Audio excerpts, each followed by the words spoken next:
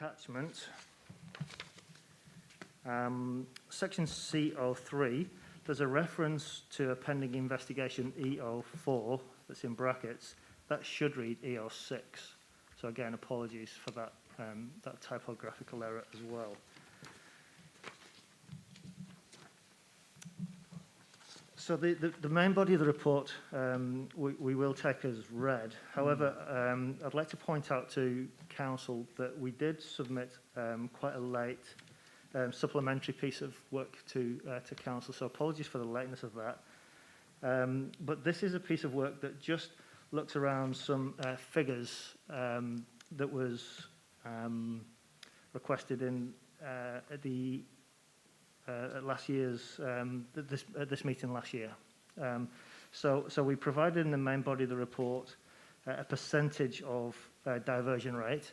We failed to present with you some actual tonnages as well. So this supplementary information just provides some of the data around them tonnages as well. So happy to take questions. Great, thank you, Mike, and welcome Natasha as well. Open it up for any questions. Deputy Mayor. Thank you, Mr. Chair. Thanks, Mike and Natasha. I've just got a question on the table on page 19. I'm looking at C09. Investigate how council can support early childhood facilities in schools to divert more waste, and that's got a completed mark next to it. And so I'm wondering what the outcome of that was. You know, is there an action plan? What's our role going to be moving forward? And I guess what is the opportunity there, particularly, I imagine, around recycling and having recycling facilities in school or in education facilities? Yes, thank you for the question, Deputy Mayor. I'm just looking in the body of the report, section 2.8. You'll see a reference there to the 46 schools that were visited during that campaign, and we did identify a number of barriers. And one of the main barriers that came back through our survey response was the financial cost implication barrier. So the next step for us is to do a business case to try and understand that more, to see how council, our division can kind of support, you know, recycling in schools. It's marked as complete because I think the action in the waste minimisation plan was just to investigate. So the next stages, which will lead us, you know, into future actions in future waste minimisation plans, will be how we overcome those barriers. And so the schools that, or any of the education facilities at the moment which do currently have recycling bins and are paying at their cost, has it been identified at all at whether, I mean, it's being within their own budget, that could be a barrier to continuing that, or has that been a part of discussions? I might just ask Natasha if she's got any further information on that question. Just a tiny bit. Yeah. Okay, we'll share microphones. So the feedback that we've had from the schools is that they pay for it out of their own funding, whether they adopt the rates for service, or some of them actually opt for our commercial opt-in service, because obviously they need more than one bin pick-up per fortnight. So there has been some feedback on that. Some of their feedback has also been on us that, well, we only use it for 37 weeks a year, but they're paying for an annual service. And we have had a few opt out because of the cost. So that's the feedback I can give you that we've had. Okay. And so the further business case, I guess that's where the work will be done around looking at whether that's something the council would include in our budgets, or whether there's other external parties that might participate in covering those costs. Yes, that would be what we were doing. Yeah. Oh, okay. Thank you. Thank you, Mr. Chair. Councillor Butt. Thank you, Mr. Chair, and thank you, Mike, and the team. I have two questions. Number one, about the private collectors of the recyclable material. you said that there are some problems that you couldn't make the progress you wanted to make. Was it due to the budget constraints or lack of expertise or lack of something else? It's on page 15, Section 3.1. 3.1. Oh, yes. So progress towards the waste licensing scheme has... can you hear me? Sorry. Yes, so we was fully expecting to have that in place in this last 12 months this year. But we've come across some barriers with resource constraints, both internally and externally. The kind of data that we're looking to collect from these external parties, we have engaged, and we've had that stakeholder engagement already. But the method on how to collect and present that data is quite challenging. So we've had some internal resource constraints to get that over the line. Plus, there's a piece from central government for a national standard around data collection in this space. Natasha knows a lot more about it than I do, but if that answers the question. Yes, yeah. thank you. And my second question is regarding enforcement of illegal dumping. It's on page 18, R03 or R03, and you say it's ongoing and on track. Does it mean that it is working and illegal dumping is reducing, or?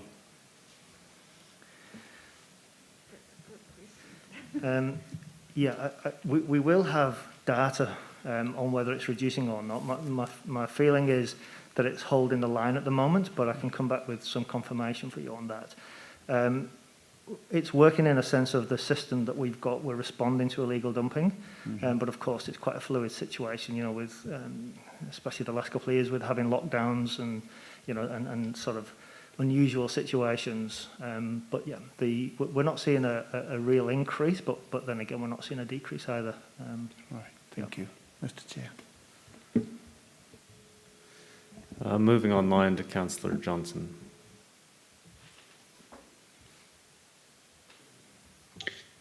Thanks, Mr. Chair.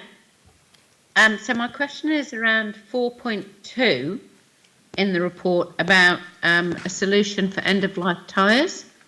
And I've had a number of queries from residents. What is the current advice that we give to people for the way that they should be disposing of end-of-life tyres? It's a really good question, Councillor. You'll see from the report that we're still working closely with a number of suppliers to try and get a solution locally for tyres. What the advice to individuals with tyres would be is quite a tricky one. At the moment, we, as council, we don't have a solution for that. Natasha, have you got any?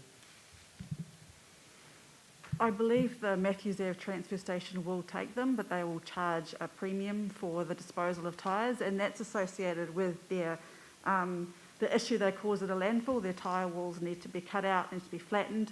Plus, they also are an issue in terms of fires in a landfill, because obviously once they start burning, they burn very well. So that is why obviously government have indicated them as a priority product, and they're going through the design of that at the moment. And as we've said in our report, we have been engaging with some providers to offer a drop-off service at Awapuni, and we're just working through that at the moment, and we hope to have something in place in the next few months. Okay, thanks. I mean, my information is that none of the transfer stations will accept them, so that's a bit of a problem for people currently. Okay, I will look into that then, and I'll come back to you and see if I can find something, okay? Thank you. Back in the room, Councillor Hopperton. Thanks, Mr. Chair. On page 20, looking at IN3, which is investigate the establishment of construction and demolition recycling facility, it says it's completed. Can you give us an update on that one? Yeah, I will hand back over to Natasha again. So in the report, hi, thank you. So in the report in section 210 and 211, So about 2 years ago, maybe 2.5 years ago, Central Demolition, which are quite a large demolition company in Palmerston North who operate in our region, approached us and Manawatu District Council to support them with a business case to develop a facility, and we did. And that has now gone through, and they made an application to the Waste Minimisation Fund, and they were successful in receiving $750,000. And they're in the process of establishing a C&D facility in Kawakawa Road in Fielding. So I'm involved with that project, and I'm keeping up to date with what services they can provide. So we expect to see this completed by April 22. So would that be part of a regional project rather than a city project? Yes, it would be. So the idea would be that perhaps Palmerston North Council might look in the future to having a small drop-off for small loads for mums and dads, and that the large construction and demolition companies or the large building companies can take their skip bins directly to Central Demolition. Yeah, but my question was around, would that be part of a regional project rather than a city project? Like, would that be part of, am I asking the right question? So it's not part of the city council, it's more part of from a funding point of view. So maybe I'll put my question to David. Is that part of a regional project rather than a city project, as from a funding point of view? Sorry, I was multitasking very poorly, dealing with another matter, work matter. So just 210 and 211, the funding has come from the City Council, but it's actually the project's actually now situated in Fielding. So, but the funding's now come from the City Council. Is that more part of a regional project rather than a City Council project? There's 210 and 211 of the committee report. Maybe you can come back to us rather than I holding think a that's meeting. probably the best idea. Okay, thank you. Sarah Sinclair here. Through the chair, if I could do a starting answer to that. Yep, go for it. Thank you, Mr. Chair. The starting answer is that whilst the facility is regional, the outcome that was funded was as an outcome for Palmerston North. So as part of the region, we are getting the benefit of that diversion. Happy for us to go off and do a broader answer, but that's the general philosophy. Thank you.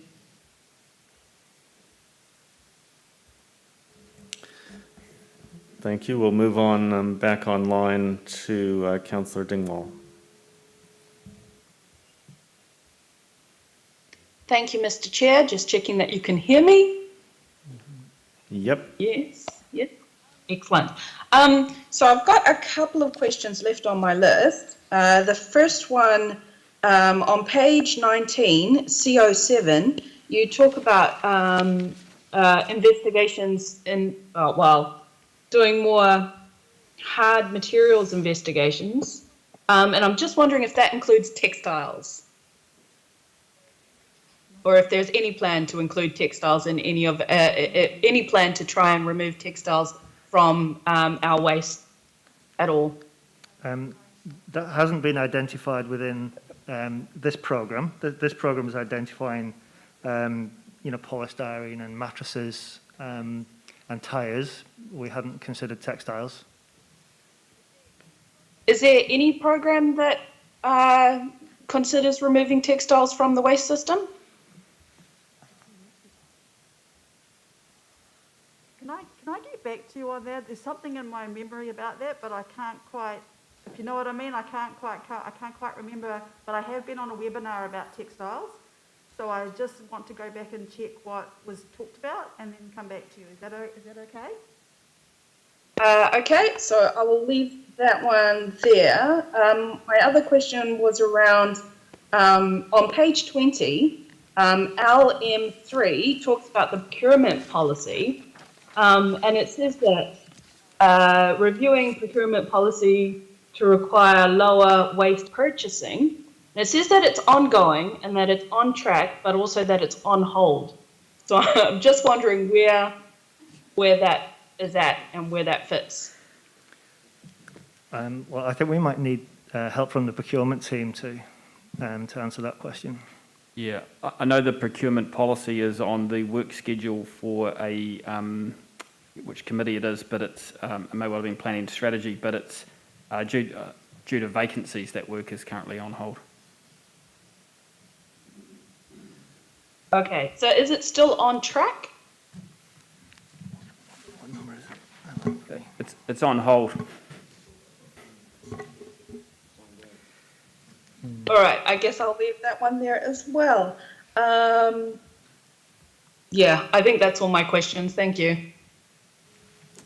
Back in the room with Councillor Beattie. Thank you, Mr. Chair, and thank you for your presentation. The food waste collection trial, is that on track for next year? Yes, it is. So next year, in the annual budget, we have some funds to do an investigation and trial. So it's in year 2 and year 3 of the LTP. Yep. So very early next year, I'll be starting to form my scope of what that looks like and go out for some advice from the consultants to get that going ahead for us. So that, and you'll come back to council to sort of look at what the trial may look like?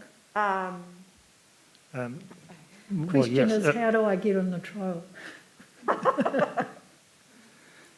Okay, we'll certainly communicate when we understand what it looks like. Yeah. Yep, no, that's great. And a second question, if I may. The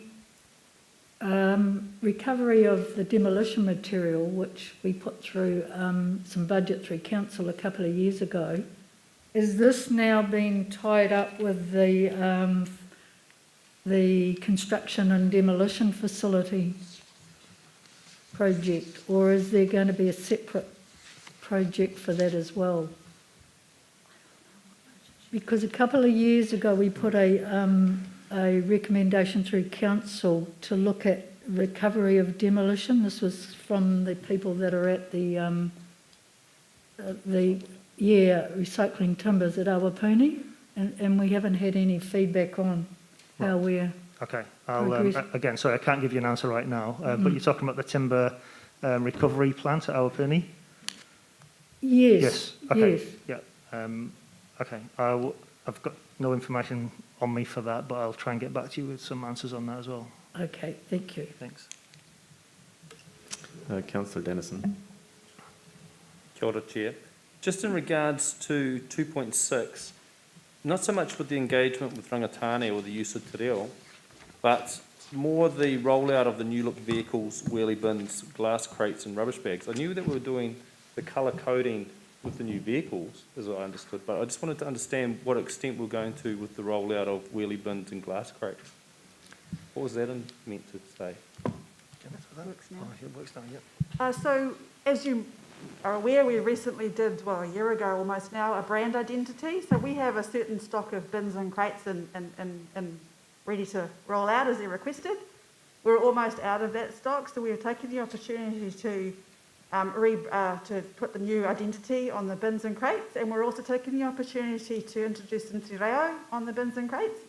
And we're also going to change the colour of the crates to blue, so it reflects the same as the glass. So we're going to slowly transition through as people replace and recover their bins, or replace their bins or their crates if they've lost or they've been damaged or come to the end of their useful life.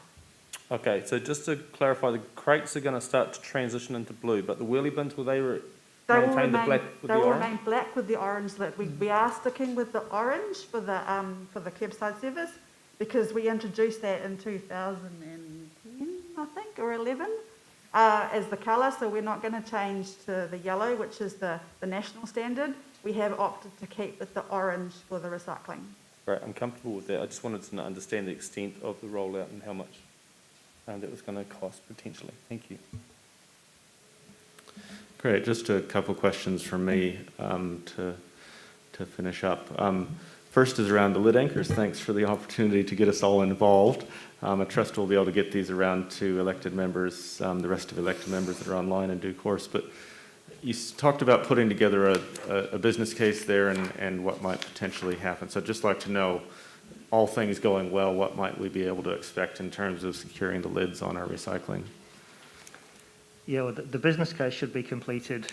I expect that to be completed in the next 4 to 5 weeks. And then we'll present that to ELT. And I think Natasha's already begun conversations about next year's budgets to see where that might fit.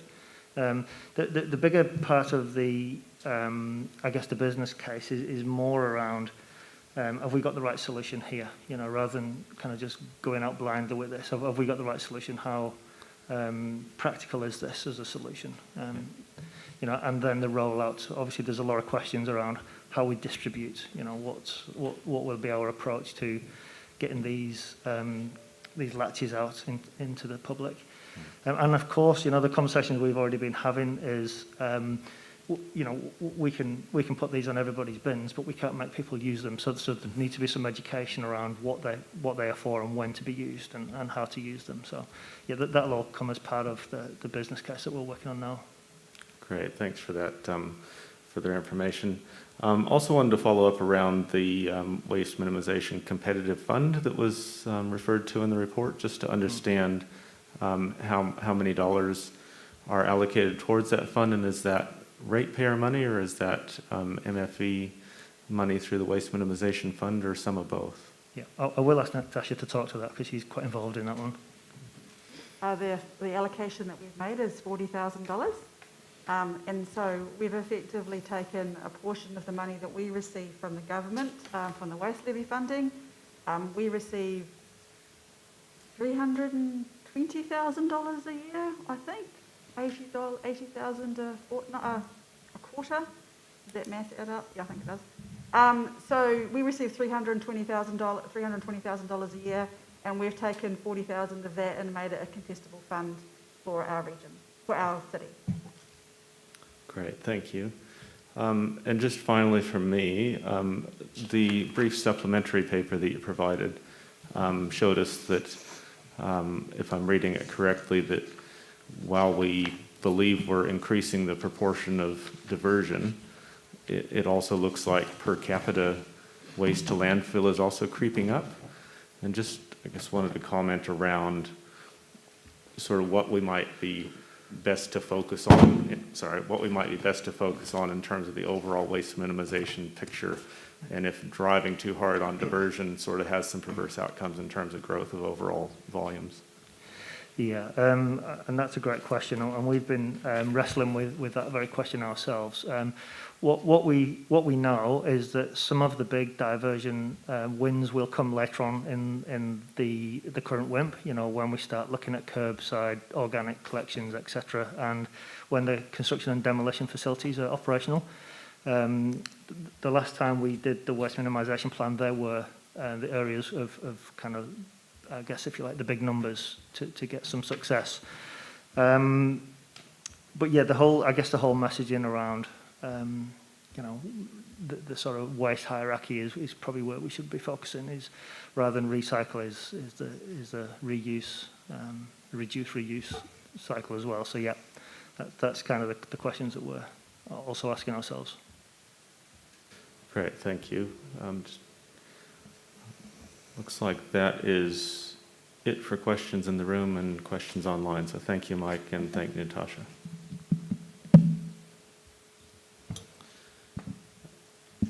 Councillors, I'll just refer you to the recommendation, which should be coming to screen soon on page 13.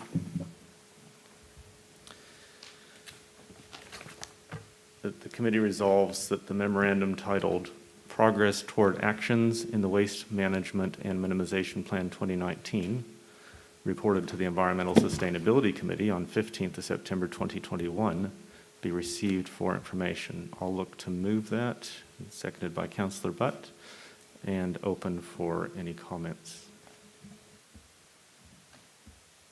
Deputy Mayor. Thank you, Mr. Chair. Just briefly, I think this report that we've received is really, really good. It's got some really good information in it, some really positive stories.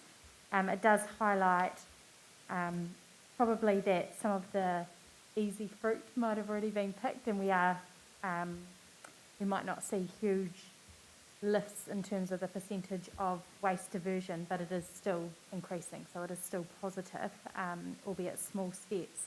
I just want to give a particular mention to the Waste Hub, which was launched online in early August, actually right before we kind of went into lockdown. And if councillors haven't had an opportunity to have a look at it, it is a really, really excellent resource. I've already had a heap of feedback from people in the community who have found it as a really good reference point for seeing particularly what the council is doing in the space of reducing our waste, but also basic things like practical tips for individuals and households around reducing their footprint and the amount of waste they're creating. And so it's a really practical tool that people can look to get some advice and get some ideas, and they're not all particularly out of reach. There's options there for people to just make small changes every day. So it's a really, really positive tool. It's really exciting, and I've already heard from other councils across the country who have been looking to that as a resource. So yeah, really positive, and just want to highlight that in particular. Thank you. I'll just briefly comment to wrap up, then, not seeing any other comments online or in the room. First, to say thanks, Mike, and thanks, Natasha, for the work that's gone into the report, but also please take our thanks to the wider team. This report represents a huge amount of work that gets delivered on the streets of our city every single day, and we recognize that is a huge task, and the challenges of working to reduce waste and increase resource recovery over time are quite real on the ground, and appreciate the work that the team's doing there. This report it has a lot of good news stories in it, starting to move around commercial food waste, the construction and demolition progress, which has been highlighted through a few questions, the engagement with our iwi partners, building engagement with schools, etc. So there's a lot of good things happening in this space, and again, it's credit to the team for doing that. Really looking forward to seeing the progress on the wider range of items in the plan, including some of those that have been lagging a little bit, and plugging into government's mandate in terms of the reporting and local aspirations around waste minimization that are going to flow through from where the government's moving now. So thank you again for the report, the supplementary information, and especially thank you for the opportunity to experiment with keeping our wheelie bins secure when the gales return to the Manoa 2.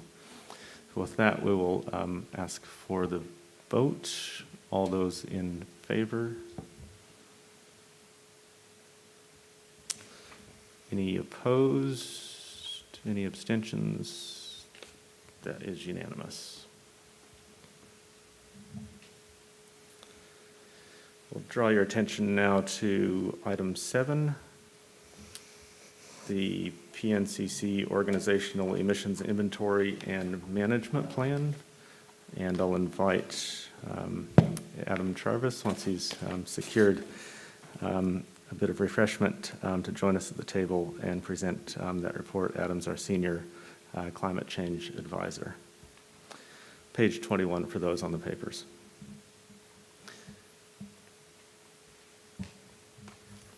Welcome, Adam. The floor is yours. We look forward to hearing from you.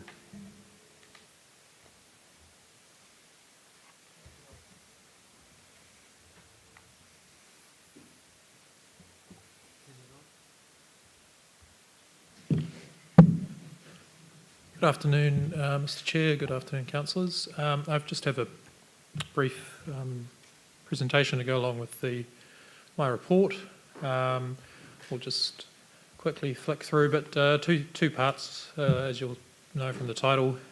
Firstly, the emissions inventory, and then secondly, the management plan. Both of these are requirements of our ongoing externally audited program that we're part of. Can we get the next slide? So first up, the emissions inventory. I've provided some guidance around this in the past, firstly a year ago, and more recently in the councillor workshop, perhaps a month or two ago.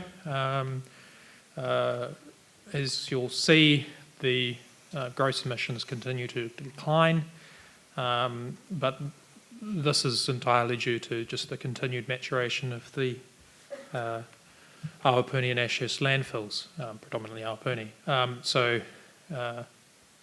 While, as you'll see from that bottom line, our non-landfill emissions have actually flatlined in effect. So we've been on a downward trajectory in terms of our operational emissions since we began in 2015-16, and that's now finished in a sense, because we've, as I've talked about over the last 12 to 18 months, sort of picked a lot of the low-hanging fruit, and so the time's come to move into our next stage, which I'll talk about in the next section. But if we just get the next slide. This is just to sort of show you that in data form.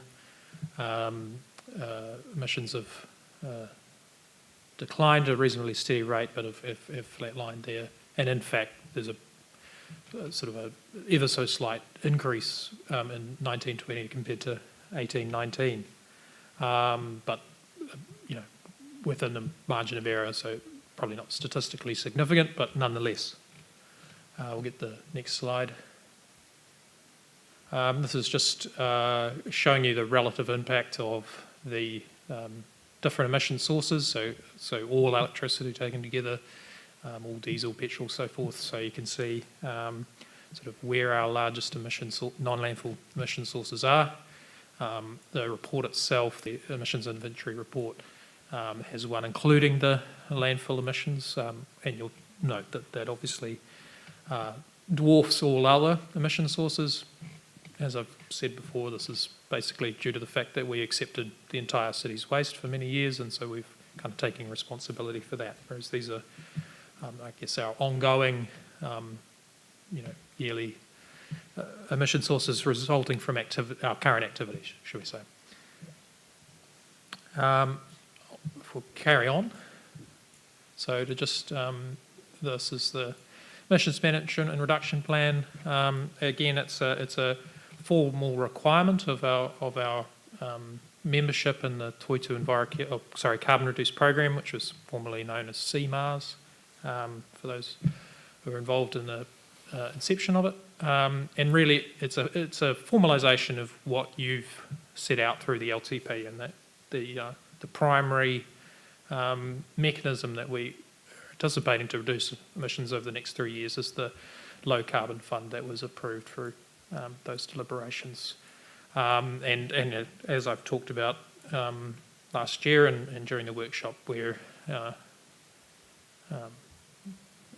working through the process of prioritising that funding based on which projects will deliver the greatest emission reductions per dollar spent. And yeah, that's all I've got. But happy to take any questions. Great, thank you, Adam. Question from Councillor Butt. Thank you, Mr. Chair, and thank you, Adam, for this detailed report. Just a couple of questions, maybe a technical one. On page 30, table 7 is showing some figures for the sequestered carbon dioxide. Sorry, if I may, was this in the emissions inventory report or the management plan? It's in the report. Right, okay. It's so in the report. page 30, did you say? It's, I'll just pull it up. yes, page 30, table 7, showing some sequestered figures, sequestration figures, but these figures are not incorporated or counted in the main table where we are showing the net or total emissions. Right. So, sorry, didn't mean to interrupt you. Was it? Do you have a question? Yeah, that's what I'm questioning. Yeah. Why these figures are not counted for? I mean, what's the point in showing that these are the sequestration figures, but they are not counted against the total or net emissions? So what's reported as the gross emissions, and that's the figures that we've always been reporting since the inception of our involvement in this program. As you correctly noted, we do also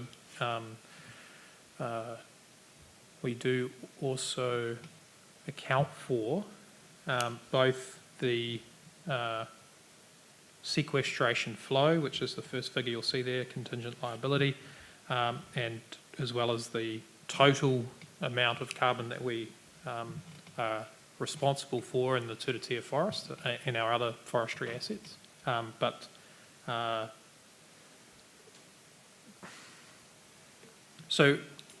mean, it's to answer your question, I guess it's a decision that was made at the start of this process that we were accounting for or primarily looking to address our gross emissions. If the council wished to move to a net emissions reduction target or approach, that's something we could achieve or do relatively simply by subtracting one number from the other, but it's just not currently an approach that we're taking. Isn't it the standard procedures to minus the sequestration and show the net emissions? Well, it depends on how you wish to.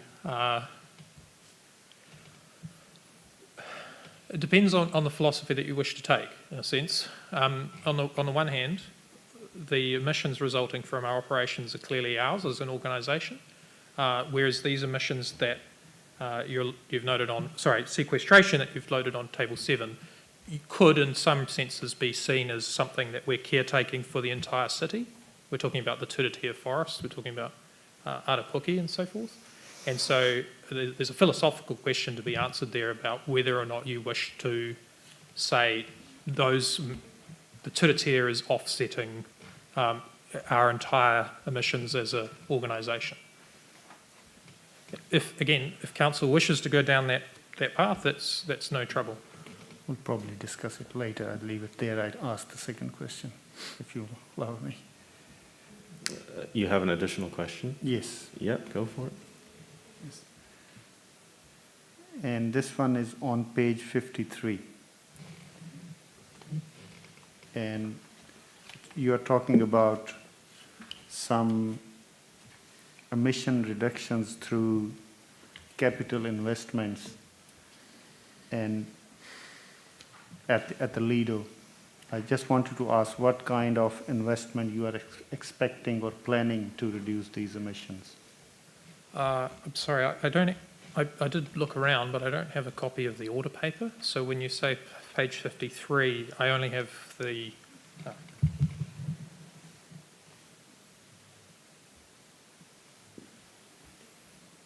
I see. Page 4. My apologies.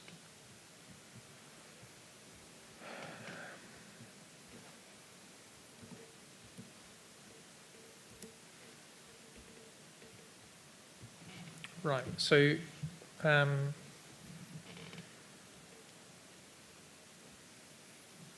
some of the options on the table there that we're currently considering as part of the low carbon fund process include upgrades to the variable speed drives on the pumps and the hydro slides, the spa, and so forth, which are quite outdated and energy inefficient.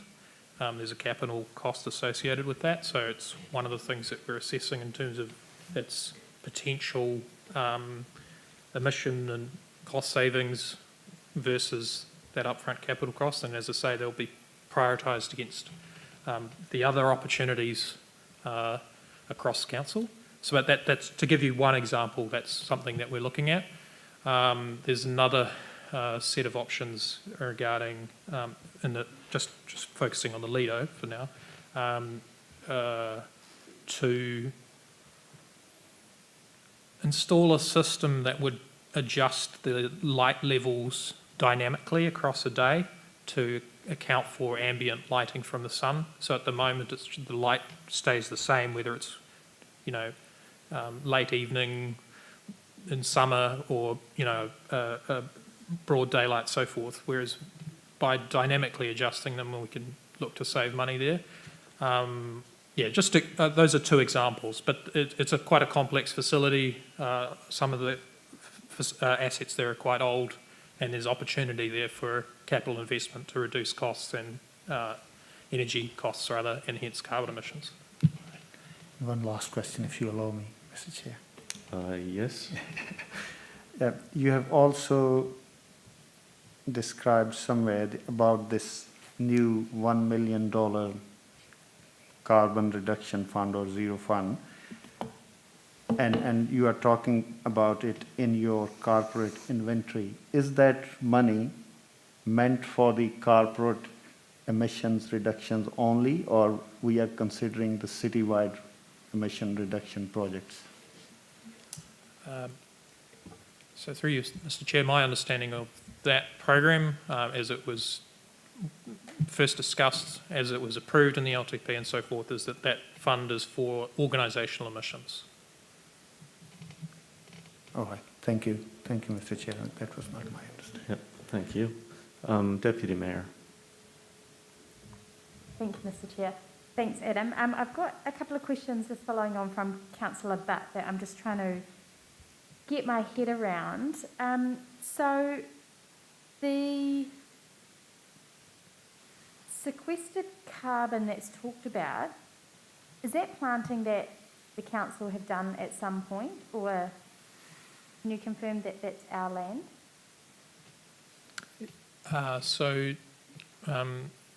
We're talking about a range of different assets there. Some of it is the regeneration happening on the top of the Turitea catchment. Possums rolled through what was previously largely Kamahi and Rata forest. When you look at the ridge line, formerly in middle of December, that would have all been bright red with the flowers, so I'm told. That's slowly regenerating, and there's a carbon sequestration element to that. So there's, on the one hand, it's things that are happening naturally. On the other, it's formerly planted areas such as Arapuki Forest Park, where there's been a range of... Sorry, the question was more around the land. We're talking about it being public land. Yes.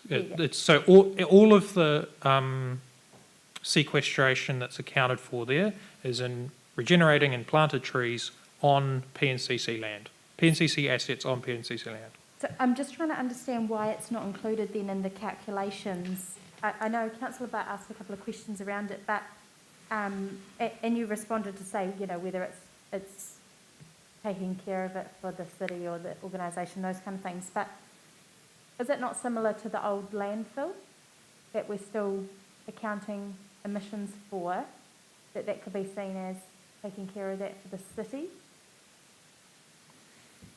Sorry, I'm not sure I entirely follow. So I'm trying to understand why the sequestered carbon data that is highlighted on, I think, on page 30, but that's not in the total calculations? Yes. So what's reported is our gross emissions. Yeah. The net sequestered is not currently, we don't report a top line figure of net emissions. And as I recall, I think we had this discussion back in perhaps 16 when we were first setting out on this journey. And basically what would,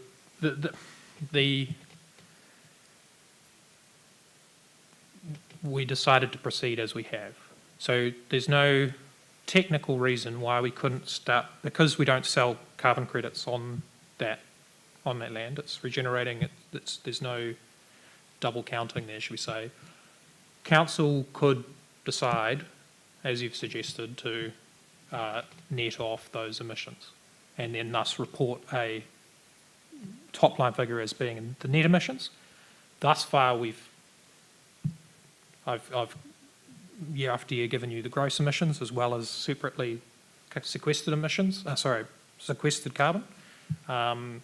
We can change, but that's a decision for you as councillors. So that would just require a decision of the committee in terms of a resolution to, because I guess I'm just trying to get my head around the value and whether it's a natural regeneration by that's occurring, or whether we go out and start, planting as an example, to acknowledge the footprint and those sorts of things. Because, in other areas of this report, like for example 6.3 talks about deforestation, and so we include that. So I'm not quite understanding how we pick and choose what aspects of this we're actually including in the kind of bottom line reporting.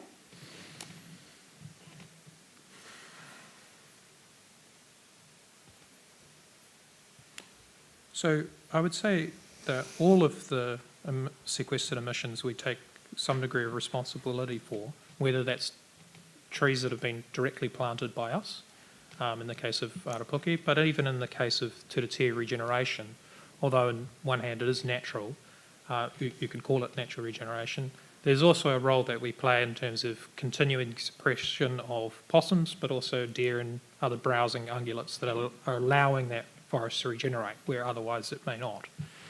And indeed, we have begun some trial plantings in the likes of Brown's Flat at the very top of the Turitea, specifically for the purpose of regenerating that area, and potentially, depending on where council wants to go in future, either generating a financial return through the sale of carbon credits, or offsetting element of our gross emissions. So there's some decisions to be made there. As to I guess try to come back to your question, I think yes, as you say, a resolution of committee to say, look, from now on we're interested in net emissions. We believe that these sequestered emissions are appropriate to net off our gross, that we can make that change, and until then we'll continue to report it as we have. Okay, thank you. Moving online to Councillor Dingwall. Thank you, Mr. Chair. Can you hear me? Yes. Wonderful. My question is on page 39, which is page 14 of the emissions report. That's helpful. And it's there was a bit there around the weight of waste collected at PNCC facilities was based on a 2009 study. And I was just wondering, how often do we do those kind of studies? Do we have one planned in the future? Is 2009 an appropriate time frame to get that kind of information from? What happens there? So that's really on me. There is no formal cadence for that reporting to be done. It's simply, it was done in 2009. It's sort of been on my work schedule for some time. I'd hoped to get it done last year. That didn't end up happening for a range of reasons. So it's something that the auditors have highlighted as well, that needs to be refreshed. And so it's certainly my intention to do so before I next present this report to the committee next year. Okay, that answers my... We do also have some additional, thanks to decisions made in the last LTP, some additional resource in this space coming up, which frees up the capability to refresh this data a little bit more frequently than we have been. Okay, thank you.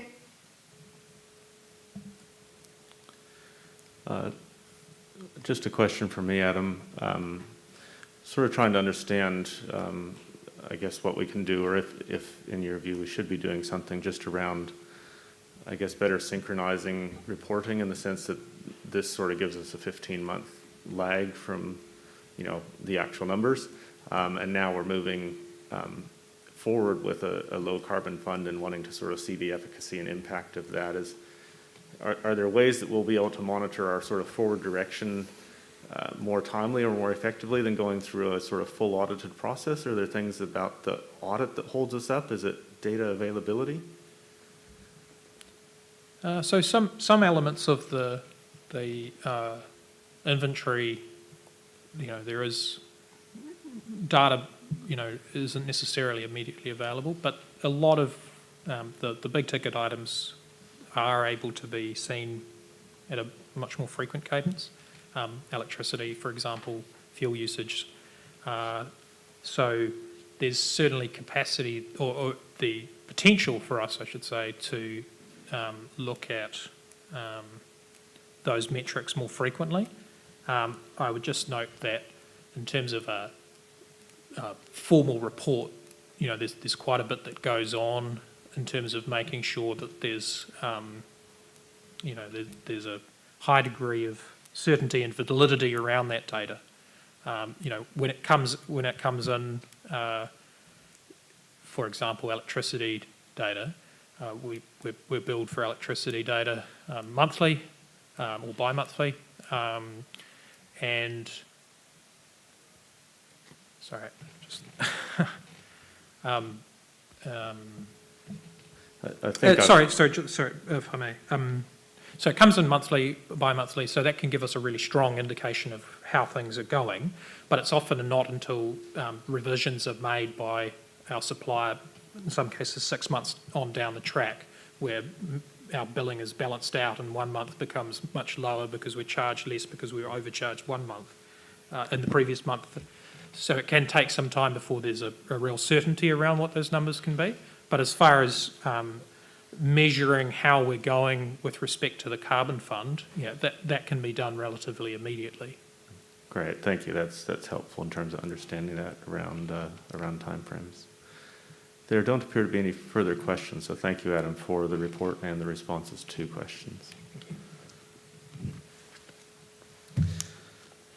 Moving to the recommendation, page 21, which should come to your screen shortly. Recommendation being that the committee resolves that the memorandum titled PNCC Corporate Emissions Inventory Management Plan and the attachments titled 2019-20 PNCC Emissions Inventory Report and 2021-2024 PNCC Emissions Management and Reduction Plan reported to the Environmental Sustainability Committee on 15th of September 2021 be received for information. I'll look to move that. Seconded by Councillor Butt.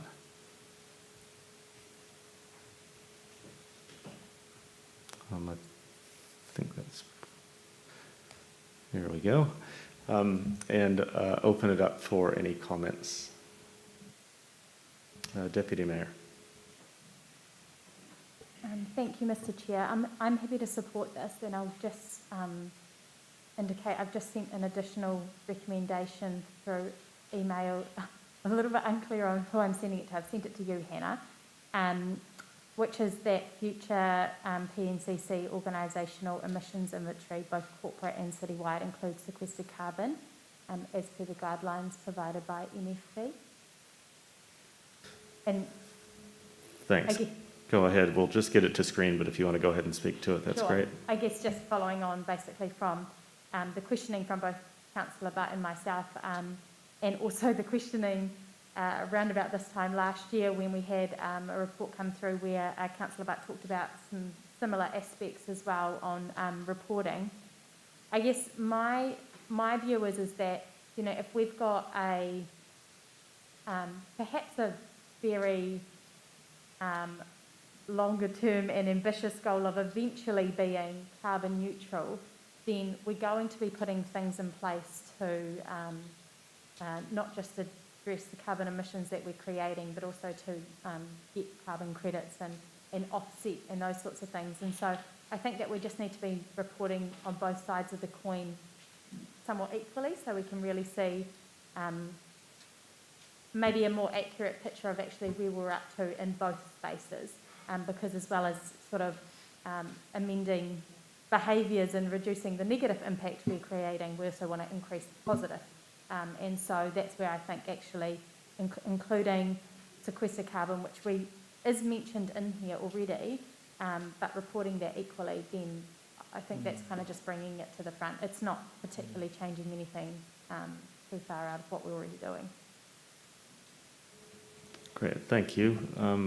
Mr. Mayor. Yeah, thanks. Look, I've caught the tail end of this, but just a word of, if we're doing this on the fly, we've signed up to the Regional Climate Change Committee, and one of the key goals is that we all report in the same way. I'm not disagreeing with what's being done here, but please don't jump to that if nobody else is. I'm just unsure whether we're going to be going off in a different direction. I'm not saying it's necessarily the wrong direction, but we're doing this on the fly, and I've just come from that meeting with Mass University in a couple of weeks around what the city's doing and different, and them getting a better handle and doing a bit of work for the whole wider region. One of the key things was everybody was reporting and doing different and collecting data differently. I just suspect this will be slightly different to what others are doing. I'm not saying it's wrong, but I would hate to think that we've put in, we've done 5 years from 2015 through to today, and now we're going to change it again. So I would just say I'd like to hold it until we get a better understanding of what the region's doing. If the region are going there, then let's just hook it in. Thank you for that comment, Mr. Mayor. I'll just see if we can get it to screen so we can see what we're potentially on the cusp of debating here.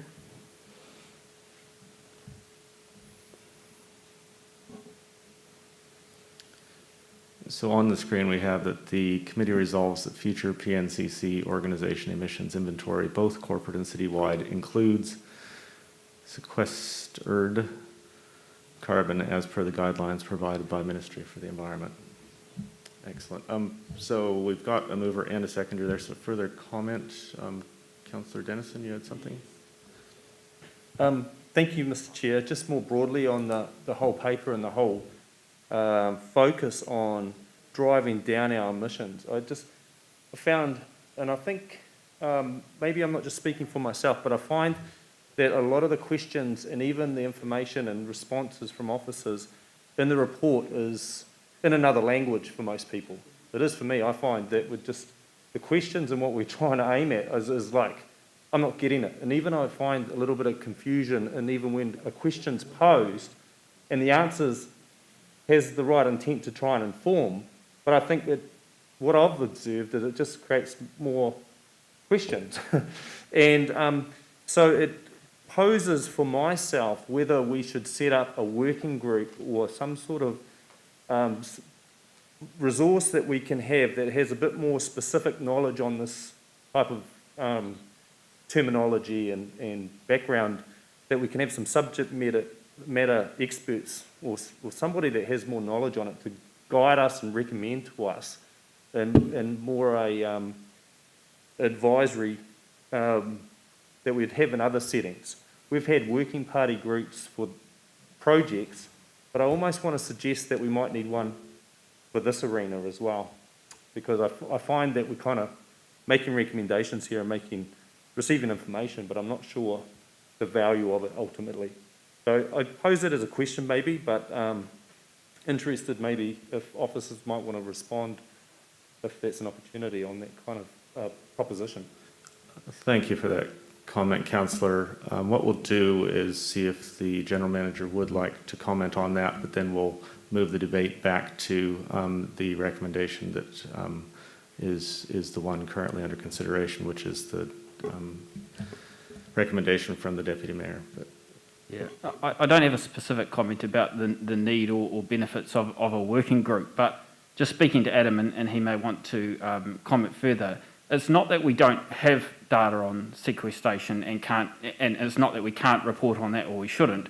The issue is how we best report on the organisation's performance in terms of its carbon reductions. So if we do net emissions and include the plants that are growing naturally or the trees up, potentially we can claim that we're carbon neutral, and we include those in our emissions. By focusing on gross emissions and putting the sequestration to one side, we're better, in my view, in my understanding of this, we're better measuring our actual performance as an organisation about the way in which we're reducing our emissions.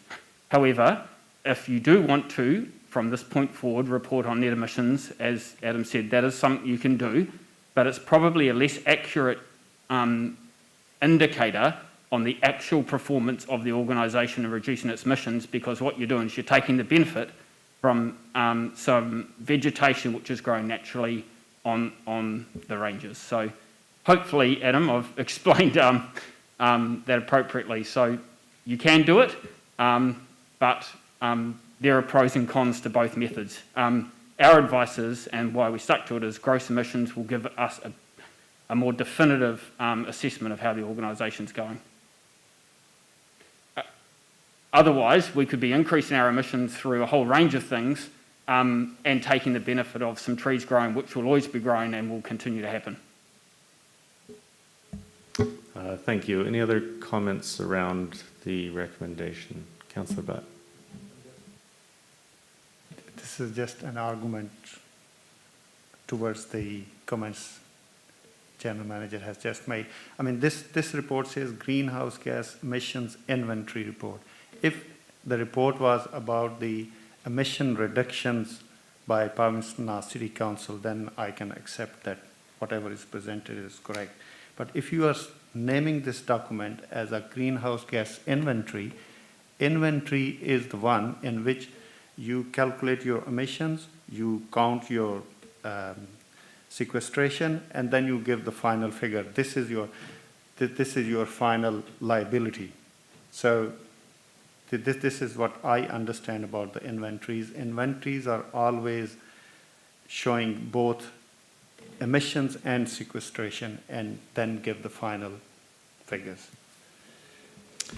Great, thank you for that comment, Councillor Butt. I'll just see if there's any other comments around the Deputy Mayor's recommendation before we move to a vote on that. Yes, back to the Mayor. Yeah, just again, word of caution, and all respect to the councillor, and he did bring this up last time, but I'll just say we're going to be doing so. I fear we're probably going to be doing something different the rest of the region. I'm not saying it's wrong. I'm just saying we possibly are going. I personally would like if we could check that we are in the right direction, and then just bring it back to the next committee and get it done. If we vote to do all this, as the GM has said, we possibly are going to go in a slightly different direction and have some slightly different outcomes. So I'd prefer that we lie it on the table in some way and get some advice on it, and then if it's all good, then we'll go with it. But we're doing this a little bit on the fly, that's all.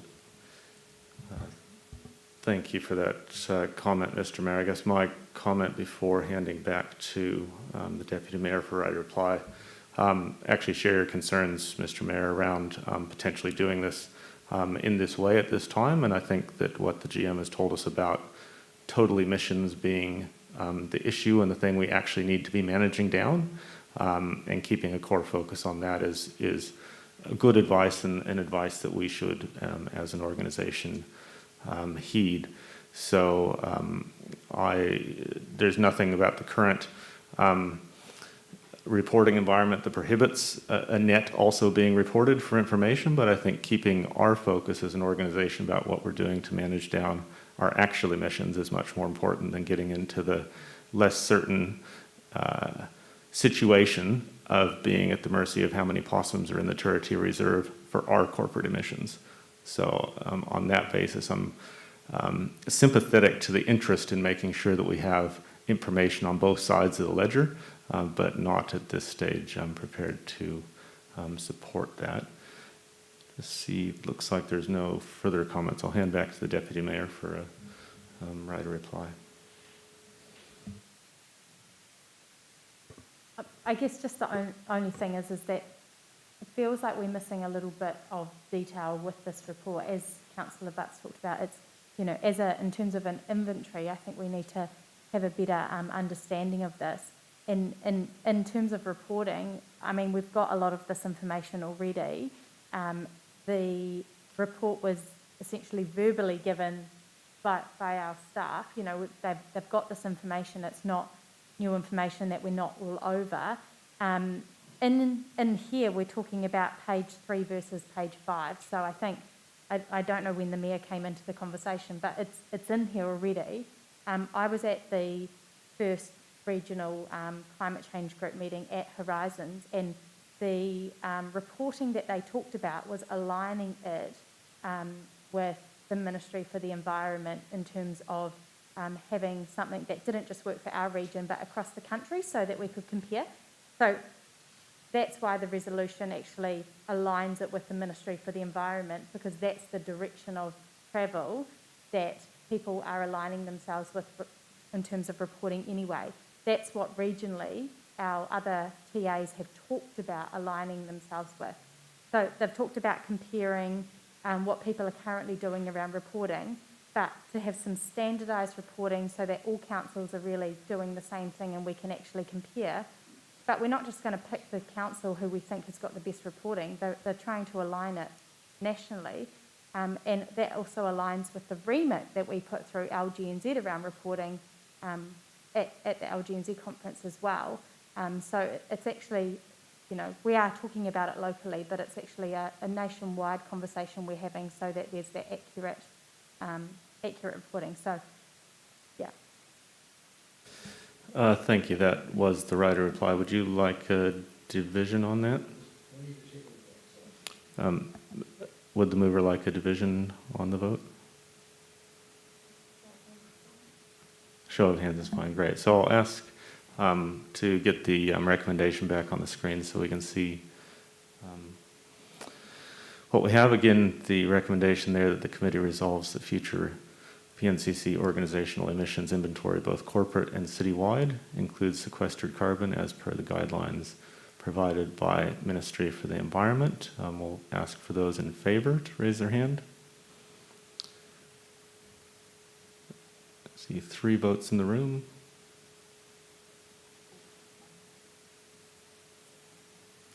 So that's right. Great. 9 votes for. All those against?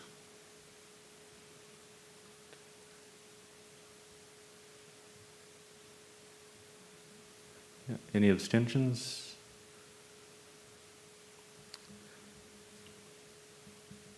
Great. So I understand that has passed. Then 9 votes for and 5 against.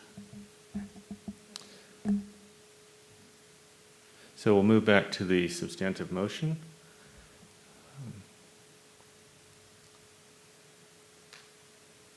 Just take a moment to get that to the screen.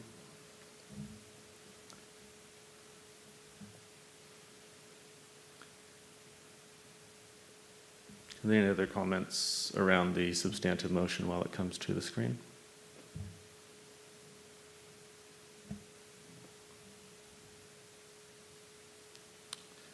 Don't appear to be. I'll just briefly comment as it's on its way. I think it is heartening to see trends over time, and so I do appreciate the level of information that's there. I do take Councillor Dennis's point that sometimes it comes through in a fairly detailed form, but I think some of that high-level summary information is actually good for us to have a chance to access at committee or at council. And it's really helpful as well seeing the forward plan. I think it's a good way to better inform the community about the direction of travel that we're expecting to see. It's a way to share with the community where their investment's going, and helps us lead by example for other large organizations in the city. So I do appreciate the work that the officers do in this regard, and bringing us this information alongside the other forms of reporting around emissions. The overall trend is good, but we are sort of seeing that trend about 15 months in the rearview mirror. So just to, I think, temper expectations a bit around when we might actually see the effects of the low carbon funds starting to kick in. We've still got another year of the last LTP emissions-wise to actually see come through the system. But really good direction of travel internally. We do have challenges in front of us, and I think that was well signaled in the report. But we are seeing progress and plans developing within the organization that respond to that. So there's further question or comment from Councillor Butt. Thank you, Mr. Chair. I just wanted to praise Adam for the progress we have made in the last couple of years. Because if you look at the previously set targets, which were 25% reduction by 2026, we have already achieved 23%, and we are in 2021. So keeping in view this progress, I'm hopeful that we are not far away from the new set targets of 30%. We can even do better from them. And I'm very happy to see from the report that that Adam is organizing the monthly energy data and the other concerned data on monthly basis now. So it's really encouraging to see. The only concern is, as Councillor Dingwall mentioned, that the survey, a very small survey on which the waste figures are based, is 12 years old. So a lot has been changed since then. So I will appreciate if we could do a new study into it. We can involve Massey University or any student. It's not a biggie. So we can easily do the new survey and update our figures. Regarding Mayor's comments that we will be doing something new by including those, I've just checked the recent report by Horizons Community Footprint and Wellington City Council's recent inventory report. Both of those reports include sequestration, and they are reporting the net figures. And in the last meeting, we were informed that probably Palmerston City Council is among the top 10 organizations who have reduced, or emission-wise. I'm not sure if we include those sequestration, we go up in the top 3 due to those figures. So it's not a criticism. It's just a technical point of view, and I'll appreciate if the staff could look into it. Thank you. Thank you. Councillor or Deputy Mayor. Thank you, Mr. Chair. I just want to make a brief comment to what Councillor Dennison has said around the reporting and the language and answering questions and those kind of things. I think in the first instance, I'm not sure whether we need to set up a group just yet. Absolutely worthy of having further discussions around that. But I wonder if in the first instance we can just look at actually the language that we're using in our reporting, the way we're answering questions, those sorts of things, because not only do we want our reports to be user-friendly and easy to engage with for elected members, but actually for our wider community as well. We want people to be able to dissect and absorb the information that the council's putting out. And if elected members are struggling to go through and really understand what we're trying to achieve or report on, then certainly we know that members of our community will be finding that challenging as well, because we already have our own, jargon and all sorts of things within local government that are not particularly familiar. So, I guess I would just support the comments that Councillor Dennison has made, and think that it's something that we could probably look to for just future reporting. All right, thank you. That looks like the balance of comments, so we'll ask for a vote. All those in favour, raise your hand. Any opposed? Any abstentions? Assume we've got the online vote. Great. It is unanimous in favour of reporting that. Which moves us finally to the work schedule, which is page 61 of our papers, and I'll ask the General Manager for comment around updating that. Yes, there are 2 matters I'd like to discuss or raise. The first is in the May committee, there was a resolution passed to report on options to reduce, there was a resolution to add the following report: a report on options to reduce non-recyclable plastic waste to landfill to be reinstated to the work schedule. So that was resolved. That report was then provided via the Friday compendium and not added to the work schedule. So the resolution was to add it to the work schedule.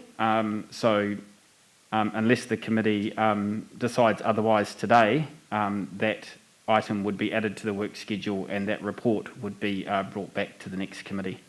So that's the first item. So I think if the committee is comfortable that it's the resolution that was previously passed is added to the work schedule, there's nothing further to be done other than that report coming back to the next committee. The second item is the Environmental Sustainability Report for 2021.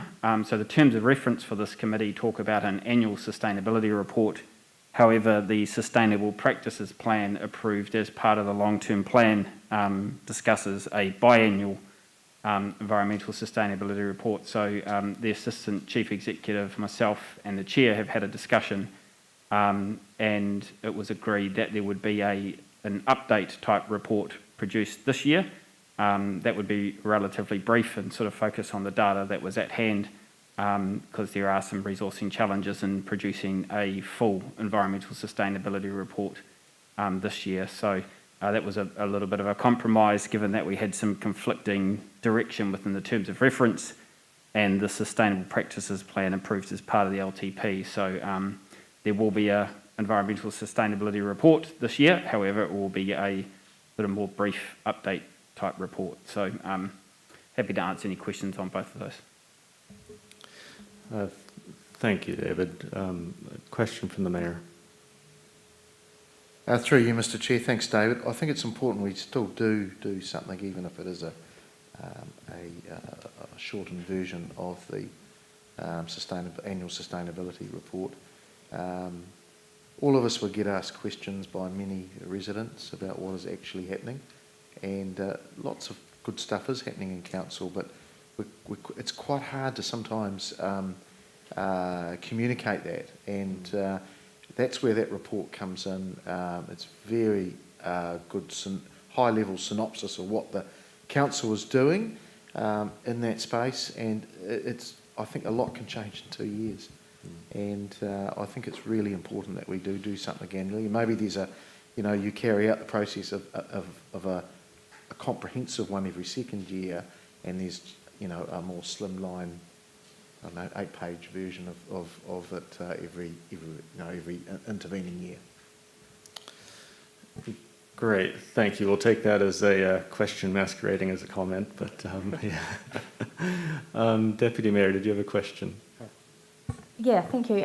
Just a question around my question is possibly for Hannah, around the process. So obviously we've had something slip through the cracks in terms of it going a decision of council that turned into that decision not being realised by way of it going out through the Friday compendium instead, because otherwise we would have expected that to come through this meeting today. So have we got checks and balance or something in place to ensure that if there are decisions of council, that we ensure that those are upheld?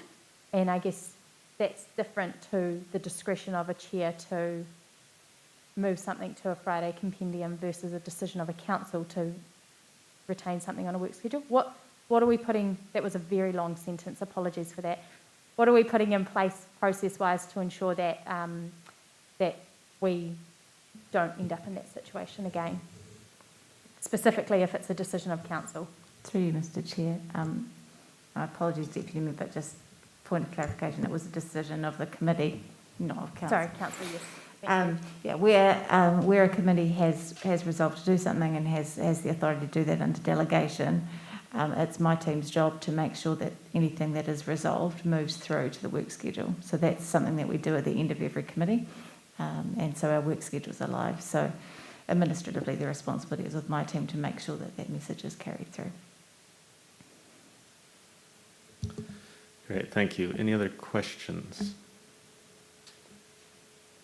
Right, I'll look to move that the committee resolve that the Environmental Sustainability Committee receive its work schedule dated September 2021, seconded by Councillor Butt, and invite any comment. Just briefly to thank the GM for clarifying the position on those and the governance manager as well for clarifying that process. So We'll ask for a vote. All those in favor? Any opposed online? Great, that's unanimous. And that, ladies and gentlemen, completes for the day the trifecta, I believe. Nō reira, ngā mihi nui kia koutou, ina mana, ina reo, tēnā koutou, tēnā tātou, katoa.